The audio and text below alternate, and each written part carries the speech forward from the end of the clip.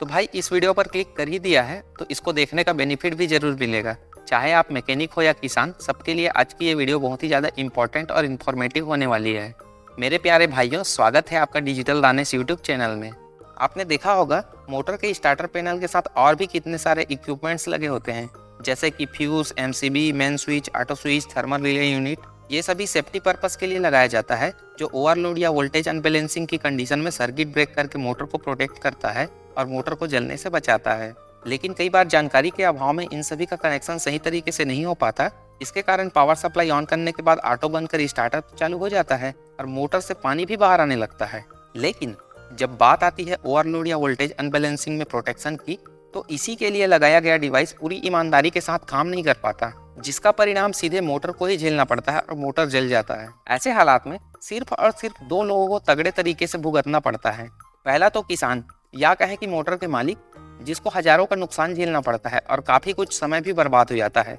हमारे देश में किसान भाइयों की वर्तमान स्थिति क्या है आप समझ ही सकते हैं। बीज से लेकर खाद, दवा इत्यादि हर चीज दूसरों के द्वारा तय किए गए हाई फाई दाम में खरीदते हैं। इतनी मेहनत करने के बाद जब बारी आती है फसल को बेचने की, तब भी अपने खुद का दाम तय नहीं कर पाते, दूसरों के द्वारा तय किए गए दाम में ही बेचते हैं, जिससे कई बार हमारे इन महान अन्नदाताओं को भारी नुकसान झेलना पड़ता है।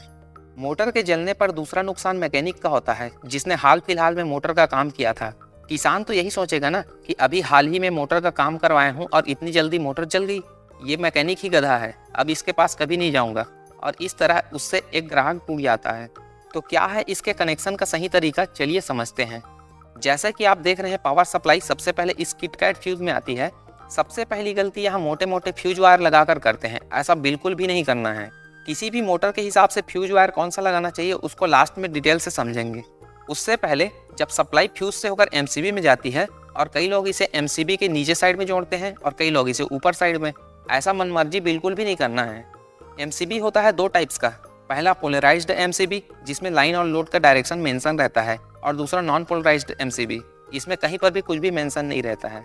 जिस भी एमसीबी में लाइन और लोड लिखा हुआ मिले या एरो का निशान दिखाई दे, वो पोलराइज्ड एमसीबी है। ऐसे एमसीबी में जहां पर लाइन लिखा होता है या एरो का निशान बना होता है, उसके नीचे साइड पावर सप्लाई को इनपुट करें और दूसरे साइड से पावर सप्लाई का आउटपुट बाहर निकालें। इसको कभी भी गलत तरीके से ना लगाएं। अगर सही क्रम में एमसीबी लगा होगा तो आपके मोटर की प्रोटेक्शन जरूर करेगी। एमसीबी का दूसरा टाइप होता है नॉन पोलराइज्ड एमसीबी। इस एमसीबी में कहीं पर भी कोई लाइन या लोड या एरो का निशान देखने को नहीं मिलेगा। इस टाइप के एमसीबी में किसी भी साइड से पावर सप्लाई को जोड़ सकते हैं। इसके बाद सप्लाई आगे बढ़ते हुए स्टार्टर और ऑटो स्विच में जाती है। अब यहाँ ध्यान से देखना, थोड़ा दिमाग आपको भी लगाना पड़ेगा, तभी कॉन्सेप्ट अच्छे से समझ में आएगा। साथ ही साथ आगे की बात अगर बहुत ज़्यादा कन्फ्यूजन भरा लगे तो ऑटो स्विच और स्टार्टर काम कैसे करता है, इस वीडियो को पहले देख लीजिए, फिर एक एक चीज़ बारीकी से समझ में आ जाएगा। वापिस आते हैं अपने टॉपिक पर। जब भी स्टार्टर और ऑटो स्विच का कनेक्शन करो तो हमेशा ऐसा कनेक्शन करो जिसमें स्टार्टर के तीनों फेस का क्रम और ऑटो स्विच के तीनों फेस का क्रम एक ही जैसा हो। मतलब कि स्टार्टर में जो फेस पहला हो वही ऑटो स्विच का भी पहला फेस हो, और ऐसे ही दूसरे और तीसरे फेस को भी लगाएं। ऐसा मैं क्यों कह रहा हूँ अभी आगे पता चल जाएगा। लेकिन उससे पहले आप ये सोच रहे होंगे कि ऐसा कनेक्शन करने के बाद फॉल्टी एलईडी जलने लगे या 1 मिनट बाद ऑटो नहीं बनने पर फेस एक्सचेंज कैसे करेंगे। तो हाँ मेरे दोस्त, बिल्कुल सही सोच रहे हो। देखिए, अगर फॉल्टी एलईडी जलने लगे या लगभग 1 मिनट बाद ऑटो नहीं बन पाए तो ऑटो स्विच के सिर्फ और सिर्फ पहले और दूसरे नंबर के फेस को ही इंटरचेंज करें। तीसरे नंबर के फेस को बिल्कुल भी नहीं छेड़ना है। ऑटो स्विच का तीसरा फेस और स्टार्टर का तीसरा फेस एक ही होना चाहिए। इतनी देर से ऐसा क्यों बोल रहा हूँ अब समझ भी लीजिए। जब भी ऑटो स्विच में कोई फॉल्ट आती है, जैसे कि कोई भी एलईडी ग्लो ना होना या ऑटो नहीं बनना, ऐसे प्रॉब्लम में तो ऑटो स्विच स्टार्टर को चालू ही नहीं करता है। लेकिन ऑटो स्विच में एक और प्रॉब्लम आती है, 2 फेस में ही ऑटो बनकर स्टार्टर चालू हो जाना। अगर प्रॉपर तरीके से कनेक्शन नहीं हुए रहेगा तो ऑटो स्विच का ये 5 रुपये वाला प्रॉब्लम हजारों का नुकसान करा देगी। स्टार्टर के अंदर एक मैग्नेटिक कॉइल होता है और ऑटो स्विच में एक ट्रांसफार्मर होता है। ये दोनों ही 2 फेस में ऑपरेट होता है और तीसरे फेस की इसको बिल्कुल भी जरूरत नहीं होती है। अब यहाँ समझने वाली बात यह है कि अगर कोई भी एक फेस कट गया, उसके बाद बाकी के बचे हुए 2 फेस स्टार्टर के कॉइल और ऑटो स्विच के ट्रांसफार्मर से कनेक्ट है, तो जैसे ही 2 फेस में ऑटो बनेगा उसी टाइम ऑटो स्विच स्टार्टर को चालू करने के लिए इंस्ट्रक्शन भेजेगा। स्टार्टर का कॉइल भी उन्हीं 2 फेस से कनेक्ट है जिससे ऑटो स्विच का ट्रांसफार्मर कनेक्ट है। ऐसी स्थिति में स्टार्टर सिर्फ 2 फेस में चालू हो जाएगा और मोटर के जलने का चांस काफी हद तक बढ़ जाएगा।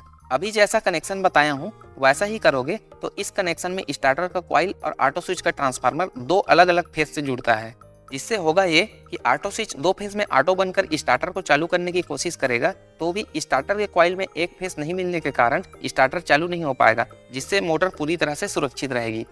दो फेज में ऑटो क्यों बन जाता है इसकी बात नहीं करेंगे, इस टॉपिक पर ऑलरेडी 2 वीडियो के माध्यम से बता चुका हूँ, उस वीडियो को देखकर समझ सकते हो। आगे बढ़ते हैं अगले टॉपिक पर। अपने स्टार्टर पैनल पर वोल्ट और एम्पियर मीटर जरूर लगाएं, ये लगभग 100 रुपए के आसपास आसानी से मिल जाएगा।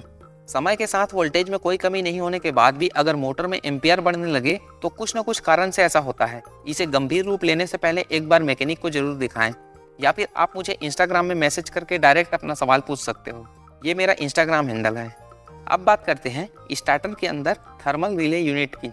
मान लीजिए आपके मोटर का full load current ampere meter में 9 एम्पियर शो कर रहा है, तो स्टार्टर के रिले को 11 एम्पियर में सेट करें। इस लिमिट को मोटर जब भी क्रॉस करेगी तो स्टार्टर कुछ ही सेकंड में ट्रिप हो जाएगा। जब भी स्टार्टर की आवाज़ बढ़ने लगे या ऑफ बटन को 5-10 सेकंड तक दबाकर रखने के बाद ही स्टार्टर पूरी तरह से बंद होता हो तो इसे बिल्कुल भी नज़रअंदाज न करें। उसके लिए स्क्रीन में दिख रहे इस वीडियो को देखकर सब कुछ आसानी से ठीक कर लोगे। अब बात करते हैं इस तरह के किट कैट फ्यूज में कौन सा वायर लगाना चाहिए। ध्यान से देखिए इस चार्ट को, यहाँ वायर का गेज नंबर 20 से 30 नंबर तक के वायर का एम्पियर रेटिंग इसके बगल में लिखा हुआ है। आपका मोटर जितना एम्पियर लेता है उससे थोड़ा बढ़ाकर उसी नंबर के वायर को फ्यूज वायर बना सकते हो। ये वायर आपको मोटर रिवाइंडिंग शॉप पर आसानी से मिल जाएगा। इसके अलावा सभी जगह के कनेक्शन को अच्छे से टाइट रखें, कहीं पर भी कोई लूज ना रहे, नहीं तो स्पार्किंग होगा तो मोटर में सप्लाई सही से नहीं जा पाएगी। आशा करता हूँ कि आज की ये जानकारी बेहद अच्छी लगी होगी, तो इसी बात पर एक लाइक और एक सब्सक्राइब जरूर कर दीजिए। जय जवान जय किसान।